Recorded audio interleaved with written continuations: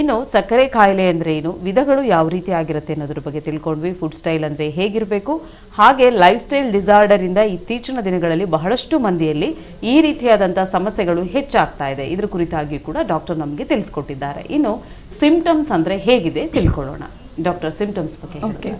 So usually diabetes ಅಥವಾ ಮಧುಮೇಹದ symptoms ಅಂತಂದರೆ general symptoms ಆಗಿ ನಾವು ನೋಡೋದಾದರೆ ಒಂದು ಪಾಲಿಯೂರಿಯಾ, ಪಾಲಿಫೇಜಿಯಾ ಮತ್ತು ಪಾಲಿಡಿಪ್ಸಿಯಾ ಅಂತ ಹೇಳ್ತೇವೆ. ಅಂದರೆ ಅನ್ಯೂಶುವಲ್ ಥರ್ಸ್ಟ್, ತುಂಬ ಬಾಯಾರಿಕೆ ಆಗ್ತಾ ಇರುತ್ತೆ, ಇನಿಷಿಯಲ್ ಸ್ಟೇಜಲ್ಲಿ ತುಂಬ ನೀರು ಕುಡಿತಾ ಇರ್ತಾರೆ, ಅದೇ ರೀತಿ ತುಂಬ ಸತಿ ಯೂರಿನ್ ಪಾಸ್ ಮಾಡ್ತಾ ಇರ್ತಾರೆ, ಇನ್ಕ್ರೀಸ್ಡ್ ಯೂರಿನೇಷನ್ ಅಂತ ಹೇಳ್ತೇವೆ. ಮತ್ತು ಪಾಲಿಫೇಜಿಯಾ ಅಂದರೆ ಇನ್ಕ್ರೀಸ್ಡ್ ಹಂಗರ್ ಆರ್ ಬಿಂಜ್ ಈಟಿಂಗ್ ಮಾಡ್ತಾ ಇರ್ತಾರೆ, ತುಂಬ ತಿಂತಾ ಇರ್ತಾರೆ, ಆದರೆ ಮಸಲ್ ವೀಕ್ನೆಸ್ ಆಗ್ತಾ ಇರುತ್ತೆ, ಲಾಸ್ ಆಫ್ ಮಸಲ್ ಸ್ಟ್ರೆಂತ್ ಅಂತ ಹೇಳ್ತೇವೆ. ಸೊ ಈ ಮೂವರು ಏನಿದೆಯಲ್ಲ, ಮೂರು ನಾವು ಜನರಲ್ ಸಿಂಪ್ಟಮ್ಸ್ ಅಂತ ನೋಡ್ತಾ ಬರ್ತೇವೆ.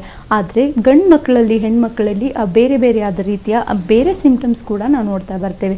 ಗಂಡು ಮಕ್ಕಳಲ್ಲಿ ನಾವು ನೋಡುವಂಥ ಒಂದು ಸಿಂಪ್ಟಮ್ ಆದರೆ, ಇವಾಗ ಡಯಾಬಿಟಿಸಿಂದ ಬರುವಂಥ ಪೇಷಂಟ್ಸ್ ಬರ್ತಾರೆ, ಮೇಡಮ್ ನಾನು ಎಷ್ಟು ಊಟ ಮಾಡ್ತೇನೆ ಆದರೂ ನನ್ನ ಮಸಲ್ ಸ್ಟ್ರೆಂತ್ ಇನ್ಕ್ರೀಸ್ ಆಗ್ತಾ ಇಲ್ಲ, ನಾನು ಎಕ್ಸಸೈಸ್ ಮಾಡ್ತೇನೆ, I want to build my body, but ಆದರೂ ನನಗೆ ಪುವರ್ ಆಫ್ ಮಸಲ್ ವೀಕ್ನೆಸ್ ತುಂಬ ಇದೆ ಅಂತ ಹೇಳ್ತಾರೆ.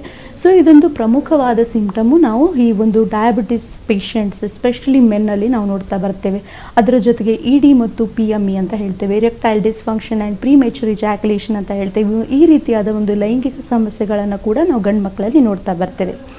ಅದೇ ರೀತಿ ಹೆಣ್ಮಕ್ಕಳಲ್ಲಿ ಏನಾಗುತ್ತೆ, ಈ ಡಯಾಬಿಟಿಸ್ ಸಮಸ್ಯೆ ಜೊತೆಗೆ ಬೇರೆ ಯಾವುದರ ಹಾರ್ಮೋನಲ್ ಸಮಸ್ಯೆ ಇದ್ದರೆ, ಥೈರಾಯ್ಡ್ ಸಮಸ್ಯೆ ಅಥವಾ ಒಂದು PCOD ಸಮಸ್ಯೆ ಇದ್ದರೆ, ಒಂದು ಪ್ರತಿ ತಿಂಗಳು ಆಗುವಂಥ ಮೆನ್ಸ್ಟ್ರಲ್ ಸೈಕಲಲ್ಲಿ ಇರ್ರೆಗ್ಯುಲಾರಿಟೀಸನ್ನು ನೋಡ್ತಾ ಬರ್ತೇವೆ. ಅದರ ಜೊತೆಗೆ ಹೇರ್ ಫಾಲ್ ಆಗಿರ್ಬೋದು, ಒಂದು ಮೊಡವೆಗಳ ಸಮಸ್ಯೆ ಆಗಿರ್ಬೋದು, ಅಥವಾ ಒಂದು ತುಂಬ ಅಕಸ್ಮಾತ್ ಒಬಿಸಿಟಿ ಏನಾದರೂ ಇದ್ದರೆ ಅವು, ಮತ್ತು ವೆರಿಕೋಸ್ ವೇನ್ ಸಮಸ್ಯೆ, ಈ ರೀತಿಯಾದ ಬೇರೆ ಬೇರೆ ಸಿಂಪ್ಟಮ್ಸ್ಗಳನ್ನ ಕೂಡ ನಾವು ಅಕಾರ್ಡಿಂಗ್ಲಿ ಅವ್ರ ಪೇಷಂಟಲ್ಲಿ ಏನೇನು ಆಗ್ತಾ ಇರುತ್ತೆ. ಬಟ್ ಜನರಲ್ ಸಿಂಪ್ಟಮ್, ಮಧುಮೇಹಕ ಸಿಂಪ್ಟಮ್ ಅಂದರೆ ತುಂಬ ನೀರು ಕುಡಿಯುವಂಥದ್ದಾಗಿರ್ಬೋದು, ಪದೇ ಪದೇ ಯೂರಿನ್ ಪಾಸ್ ಮಾಡುವಂಥದ್ದಾಗಿರ್ಬೋದು, ಅಥವಾ ತುಂಬ ಹಸಿವಾಗುವಂಥದ್ದಾಗಿರ್ಬೋದು, ಈ ರೀತಿಯ ಸಮಸ್ಯೆಗಳನ್ನ ನಾವು ನೋಡ್ತಾ ಬರ್ತೇವೆ. ಎಸ್ ಡಾಕ್ಟರ್, ಒಂದು ಕಾಲ್ ಇದೆ ನೋಡೋಣ. ಹಲೋ. ಹಲೋ, ನಮಸ್ತೆ, ನಿಮ್ಮ ಹೆಸರು? ನಮಸ್ಕಾರ. ನನ್ನ ಹೆಸರು ಜಾನಕಿ ಅಂತ ಹೇಳಿ. ಓಕೆ, ಯಾವ ಊರಿಂದ ಕಾಲ್ ಮಾಡ್ತಿದ್ದೀರಾ? ಶಿವಮೊಗ್ಗದಿಂದ ಕಾಲ್ ಮಾಡ್ತಾ ಇದ್ದೀನಿ. ಓಕೆ, ಡಾಕ್ಟರ್ ಇದ್ದಾರೆ ನಮ್ಮ ಜೊತೆನಲ್ಲಿ. ಏನು ಪ್ರಶ್ನೆ ಇದೆ ಕೇಳಿ, ಮಾತಾಡಿ. ಹಲೋ. ಹಲೋ, ನಮಸ್ತೆ ಅಮ್ಮ ಜಾನಕಿ ಅವರೇ, ಹೇಳಿ ಏನು ಸಮಸ್ಯೆ ಇದೆ? ಈಗ ನನಗೆ BP ಈಗ ಹೊಸದಾಗಿ ಕಾಣಿಸ್ಕೊಂಡಿದೆ. ಓಕೆ. ತುಂಬಾ ತಲೆ ಸುತ್ತಿತ್ತು ಅಂತ ಹೇಳಿ ಹೋಗಿ ಚೆಕ್ ಮಾಡಿದಾಗ ಇದಿತ್ತು. ನನಗೆ ಏನಂದ್ರೆ ಒಂದು ಡೌಟ್, ಶುಗರ್ ಬರಕ್ ಚಾನ್ಸಸ್ ಇದೆಯಾ BP ಇದ್ರೆ? ಓಕೆ, ಅಂದರೆ ಶುಗರ್ ಬರೋ ಚಾನ್ಸಸ್ BP ಇದ್ದರೆ ಬರಲ್ಲ ಅಮ್ಮ, ಕೆಲವೊಮ್ಮೆ ಬರೋ ಸಾಧ್ಯತೆಗಳಿರುತ್ತೆ ಅಷ್ಟೇ.